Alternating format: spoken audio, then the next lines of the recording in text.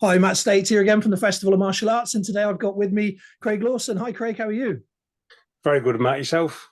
Yeah, I'm great. Thanks. Thank you very much for coming on today and having a chat with us.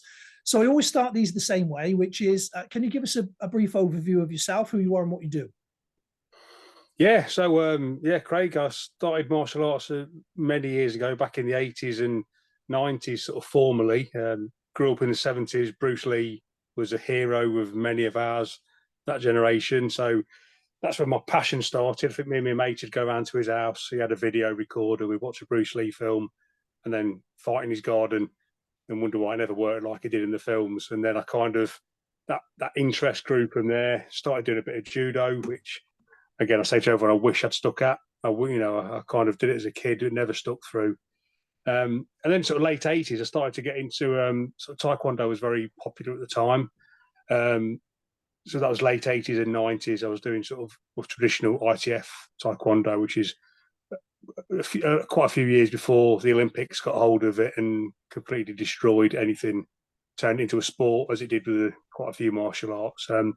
So training then was pretty brutal, to be honest. It was hard going, um, difficult training, and I think I did that for a good probably nearly 15 years. Got a third dan, um, and I got to a point where I was kind of falling out of love with traditional martial arts. It was a time when the Jeff Thompson era was very popular. I was reading his books, and what I was seeing in there, I thought that's got to be real. That's got to be how we should be training. And I was kind of met with a lot of frowns from the traditionalists who Mm. were kind of our art works. This is the art. You don't go outside of what we teach, which I thought was naive, but it was very sort of a way of thinking in the day.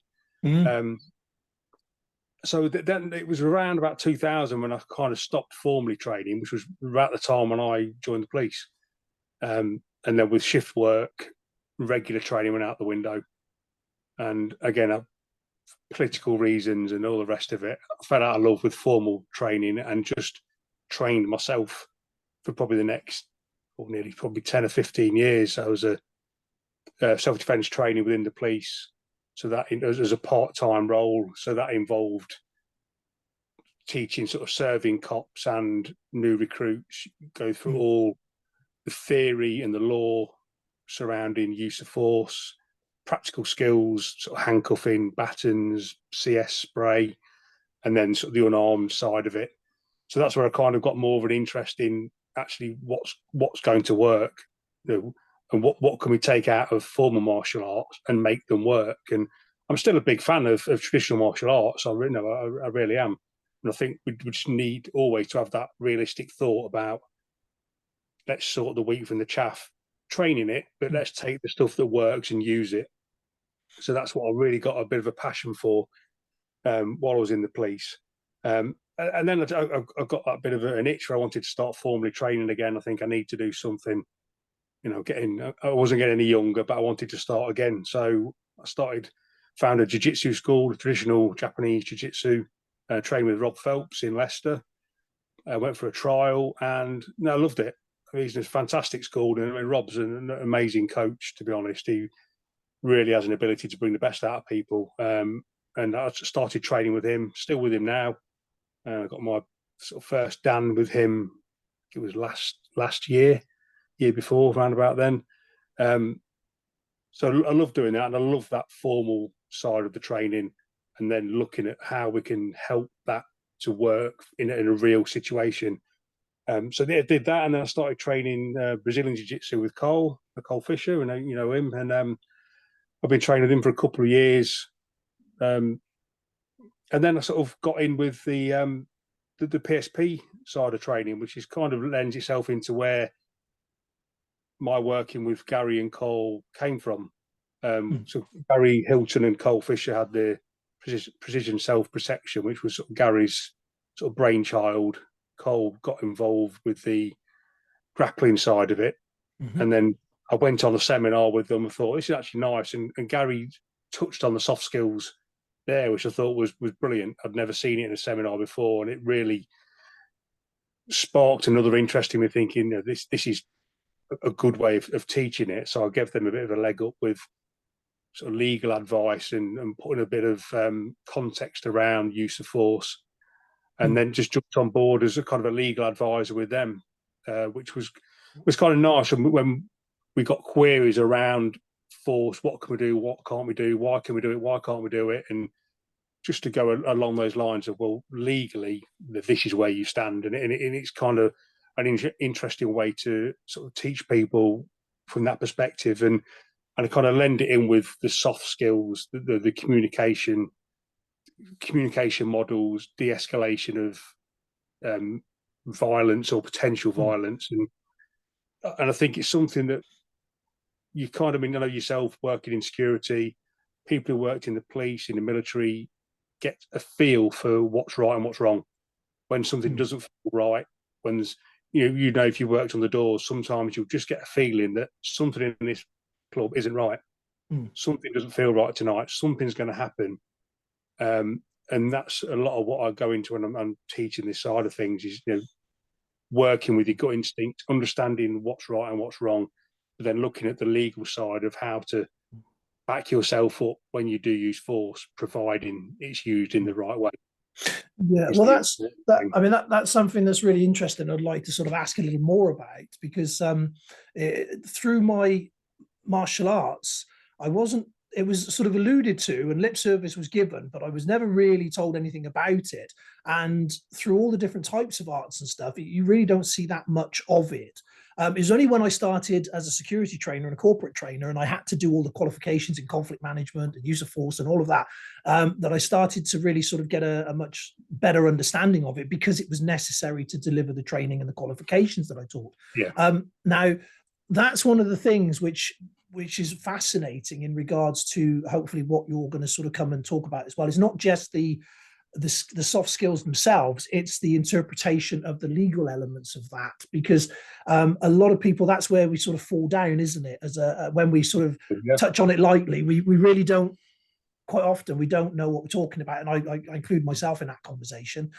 So what's your, if you can, could you sort of give us 3 sort of self-defense myths, if you like, that aren't actually accurate, just as a sort of starting point? Oh, crikey. The old adage that everyone always says, that, you need to tell someone you're a black belt before you get involved in an altercation, and you have to register yourself as a weapon at the local police station and stuff like that. I mean, it's that's complete rubbish. Yeah. Well, a lot of people used to believe that years ago, didn't they? People do. People say it so often, and it's a complete myth. And I think, again, it's one of those things where, again, depending on circumstances, I could get into a confrontation and say to someone, "Be careful, I'm a black belt." They might think, "Okay, you think you're hard," and it fires them up even more. It could have the effect where someone says, "Okay, I'm not going to mess with you because you're Johnny Concrete," and it works. But you've got to be really careful. So no, you don't have to tell people you're a black belt. You don't have to tell people what you are capable of. You deal with the situation that's in front of you. I think another myth is, I always look at, proportionality is the, I could probably talk for a couple of hours on proportionate response, and I think one thing I really sort of hone in on and try and, again, dispel that myth is, what do we define as proportionate? And I look at someone like yourself, you're a big guy, and people look at you and think, if martial arts is easy for you because you're a big guy, you've trained for years, you're a 6 foot plus solid bloke, you've got nothing to worry about. Whereas someone who's smaller thinks, this is really hard for me because I'm tiny. The myth there is that, just because you're big, for you to justify your use of force is a lot more difficult than someone who's smaller, because you stand in a courtroom and you say, I was intimidated and scared by this person, they look at you and go, really, Mr. Stait? At 6 foot plus and 17 stone, a trained martial artist, you're telling me you were scared? Whereas you get a 5'5" female standing there saying, I was really scared of this confrontation, it's believable. So that myth around, it's easy for the bigger person, it isn't. It's easier in a sense that you can be more intimidating, But your justification for your use of force, I think, is more difficult than someone who is of smaller stature. Well, it's a little bit. It's a little bit more than that as well, because I think if you're a big, strong guy, that means that anybody who does feel like they want to attack you, they're going to come with all guns blazing. They're not going to do it half-assed. They're going to, they're going to choose the sniper option. They're going to choose their best shot. They're going to try and set it up through subterfuge and distraction. And so it's actually quite a disadvantage in a lot of ways. So when you look at that, then when you talk about that, the reasonable force element of it and the proportionate, reasonable, and necessary things, because that's something that people say a lot, but they may not totally understand the nuances of that. So if we just run through each of the words, you've talked a little bit about proportionate, but the other two in the sort of the triangle there are reasonable and necessary. Yeah, so I always look at it. I mean, there are those three elements. And when I sort of do it as part of a teach, I will look at, and we always like mnemonics when we do training. They're there to help people. And I always look at, always have a plan B and be able to justify it. So take the four elements. P is proportionate. We talked about a proportionate response. I always say that in a nutshell, if I was to describe a proportionate response, it's the minimum amount of force for you to use to negate the actual force or threat of force against you. In a nutshell, that's what I would say proportionate. The L, legal, is what you're doing legal. Now, technically, we could do anything in self-defense, from doing nothing to taking someone's life. We can do all of that. But realistically, you've got to be looking at what you're doing is legal. So if you're walking around with a knuckle duster or a knife in your pocket, it's illegal. So straight away, you're on the back foot, because what you're doing is an illegal act. So it's legal. The next one, the A, the accountable. Bottom line is, you're accountable for what you do. And again, I always stress this: is I'll tell you all and sundry what I think is the right thing to do. I can tell people what I think I would do if I was approached by the police, or if I was in a court of law being questioned on my use of force. But you've got to do what's right for you, because I won't be stood there. There's no point standing there with the cops or in the court saying, I did this because Craig told me to do it. It ain't going to cut it. So you are accountable for your own use of force. Always be able to, again. So because that's the A. And then necessary. Was your use of force necessary? Could you have done something different? Again, that's one of the other areas that I sort of delve into quite a lot. Because your use of force has to be necessary. It has to be necessary for that legal end. And the difficulty becomes is if, hopefully it doesn't happen very often, but it does happen, is that someone loses their life because of your use of force. Then it has to be absolutely necessary. That there was nothing else that you could have done other than what you did. And that's really hard to justify. Could you have walked the other way? Could you have stopped and not got in that confrontation and turned around? So that's the plan. Sorry, I was going to ask just on that, just because it's a valid point that I think a lot of people would be asking at this point, especially people that train in martial arts, is does the fact that somebody has training in martial arts make a difference to the perception of all of those points? It can do. It absolutely can do. I mean, I think a lot of the time, some people's perception of their own abilities is an issue. And again, I'm sure you probably in the same boat where I know people who have not trained a day in their life, but they're absolutely hard as nails. I know other people who've trained for years and years and years, and I wouldn't want them anywhere near me in a pub fight. Just and I think it can go against you, and it can go against you, particularly if you over exceed what is seen as reasonable and what is seen as necessary. That's the key thing. So what I always say to someone, you can do whatever you want, and when it comes to a violent encounter, and again, and it can be uncomfortable for some people who don't move in those circles, and you'll have experience, a lot of experience of it, of a violent encounter. And if someone's threatening violence against you, you have got to have the capacity to be at least as violent as they're threatening. It's uncomfortable. People don't like to talk about it, but you have to have that capacity. that if it goes horribly wrong, you can be as horrible as that person is, or what that person wants to be against you. So the key to it, what I would say is, we have to go from 0 to 10 and back to 0 again. That's the key. What we don't want is, you can have it, you get into an altercation, you can hit someone, they fall on the floor, we have an argument. Do you put them in the recovery position? Do you not put them in the recovery position? And I was on a Facebook feed the other day, putting my 2 pence in. And again, in that scenario, if I'm in a one-on-one situation and I get into an altercation, someone I hit someone, they fall on the floor, am I going to walk away and leave them on the back, possibly choking on the tongue? I'll put them in a recovery position. If I was in a great melee where it was all going crazy in a bar, then that might not be realistic to do because of the threat. So again, there you've got to look at, have you done the right thing? So even if the worst thing happens and the CCTV and all the rest of it, they can look at that and think, do you know what? Matt did this, but realistically, he's helped him. He's not left him. And that's coming back to 0 again. So you hit someone, they fall on the floor, and you think, do you know what? I'll give them a boot just to make sure. That's a step too far. You didn't need to do that. So you've got to be able to be as violent as that person threatening against you, but you've got to have the capacity to remain in control. You have to get back in control, and that's where we'd say from 0 to 10 to 0 again, and that will give you the best chance to protect yourself and survive in the eyes of the law.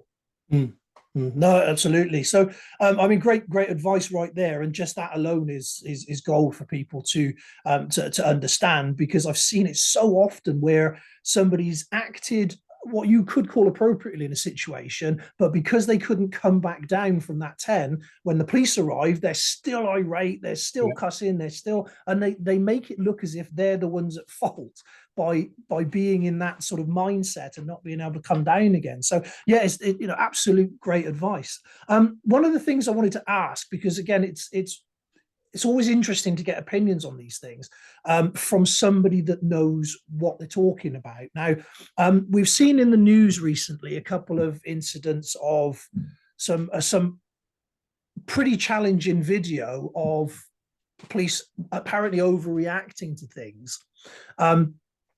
And it's something, again, that obviously in the work that I did, it's different, but there's a lot of similarities in the sense that you're public facing, everybody's judging. The moment that something's kicking off, out come the cameras and everything like that. And so, with regards to the training that the police get, as you said, you were a police trainer. How do you feel about that? Do you think there's enough? Do you think there needs to be more? Do you think it's adequate for the job? Crikey. You open a can of worms now. Obviously, I'm not asking you to put yourself on a crucifix or anything like that, but it's just an interesting conversation. My personal opinion is the training that the cops get is inadequate for what they need to do. And I think, and it's not, I was a part-time trainer. I've got some good friends that are still in the job who are full-time trainers, and people that I know are very skilled at what they do. Good level martial artists, obviously teaching what the job defines that you ought to teach. But the reality is, again, when I left, you were looking at, you get one. It's probably 2 training days a year, which was around your use of force and that kind of training. That involved the technical input, your first aid, use of the baton, use of the handcuffs, use of the CS or CAPT or whatever they were using, and your unarmed tactics. So realistically, the unarmed tactics, you're probably getting 2 or 3 hours a year. Yeah. And it's awful situation. And I think generationally now, people don't train as much as they used to. When I joined, we had ex-squaddies were coming in. We had guys that played rugby and were sported, do martial arts. People came in with a mindset and a skill set. Now I think there's more people coming in without that mindset and without the skill set. And we see the videos where, and it's only when things go wrong that this comes to the fore. And it's being able to deal with someone in that appropriate response, in that proportionate response. So the techniques are there, and I think what they teach can be useful, it can work, but unless you're, yourself, unless you're training something day in, day out, or doing more of it won't work. Yeah, that's the problem, isn't it? Yeah, it's getting to that level. Conscious confidence. I think, we've got the people who are coming into the job. A lot of them, they think, well, I've got my uniform when I'm a cop. I'm okay, but you're not, because the people out there don't care. The people out there don't care that you're a cop. They'll know it's a target. So I do worry. And I see some of the younger people coming in and thinking, my goodness, you're going and working in a city of States where hardened criminals that are not nice people. So I think I do genuinely believe that, if we did something similar to what was done years ago, where you did say 15 weeks training, in that 15 weeks you were drilled, even in some grappling, even just doing a wrestling or some BJJ or some jiu-jitsu, where you're actually getting proper hands-on with people and learning how to contain a violent person, how to wrap them up, to incapacitate them without causing injury. I think they'd be a lot better off. But yeah, it's a real can of worms, and I think we could talk all day about it. Yeah, well, it's just fascinating, isn't it? But I mean, bottom line is that these people do an incredibly tough job, and the problems that they have to face and deal with on a daily basis is beyond a lot of people's comprehension. Never mind us sitting here in our armchairs pointing the finger and saying we can do it better. So nothing but respect from my point of view. So that basically brings us on very quickly to the festival itself. Thank you for saying coming on board and getting involved. You're going to do a talk around some of the things that we've been talking about here today. Is there anything you want to add to that specifically, as in what sort of content people are going to be expecting? Because it's going to be an actual talk, isn't it? Are you doing a physical session or a presentation? It'll probably be more a talky bit. Okay. I think I think there's enough people doing physical stuff there without. Occasionally, what I do bring a bit of physical into it, but I think with what people are doing during the whole weekend, there's no need for me to start trying to dabble into that. So I think I'll be touching on, I think that thing we talk about, the plan B. That's a really important element of it, and I think to deal with that proportionality and the necessity of sort of violence and confrontation, that's something I will go in depth with. And then I think there's some really, really interesting work. We're looking at sort of warning signs and danger signs to pick up from people, which is pre-fight cues. And then also looking at, have you heard Cooper's colour code, which is one for your situational awareness model. So I kind of blend those three in, and with the legal input with that, would quite happily take up an hour. I've got a sort of a package that normally runs, I'd stretch it out for probably 2 or 3 hours normally, but I can take the salient points out for probably an hour's worth of talking to people and then do that. So fantastic. That's what I'll be looking at. Yeah, so look forward to that. No, fantastic. Yeah, and so that's something then that instructors in general, whatever art they teach, whatever they do, they can take this information, absorb it, and then pass that on to their own students and add it on to what they're teaching, because it's great knowledge that should be shared. I mean, I think fundamentally that's the key with this, isn't it? That getting the right information out there and making it accessible for people is critical for this. So it is. It's not a secret, and I'm really sort of quite passionate about this side of it, and I'm open to anyone. I go and have a talk with anyone about this subject, because, like you said, it's massively undertaught because people don't necessarily get it, and that's the problem. So, having that little bit of knowledge to pass on, I'm really looking forward to it. No, we're looking forward to having you there, my friend. So, just very quickly, then, before we go, I do have 2 more questions. The first one is, you said plan B. We got through the P, L, A, and N, and then I asked a question, and we didn't get to the B. So, is there a B part? There is a B, yeah. So what I always say, like, have a plan B and be able to justify it. So did the PLAN, the B is basically, did you make the best decision that you could make at the time with the knowledge that you had? So if you think you've done the right thing, stand by it. Trust yourself. If you've done the right thing, trust yourself that you made the best decision.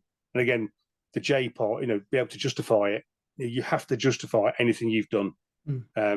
So yeah, that's the key thing around that. Have a plan B and be able to justify it.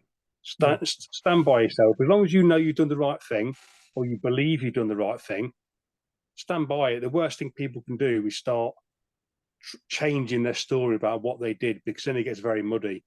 If you've done something wrong, fine, you have to pay the consequences. But if you honestly feel you've done the right thing, stand by it. You made the best decision you could. Again, great advice. So how can people find you between now and then if they want to reach out and contact you before the festival itself?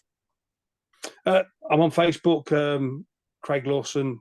Get hold of me on there. You can DM me through Instagram. If people have got Carl Fisher's details, obviously we work with Carl and Gary with the precision self-protection. Get hold of Carl, who could pass any messages to me. But again, if anyone wants any more information about the use of force legislation and the law, just get hold of me. I'm more than happy to answer any questions for anyone. Fantastic. Well, thank you ever so much for coming on today, and we look forward to seeing you at the festival. Thank you. Nice one. Cheers, Matt.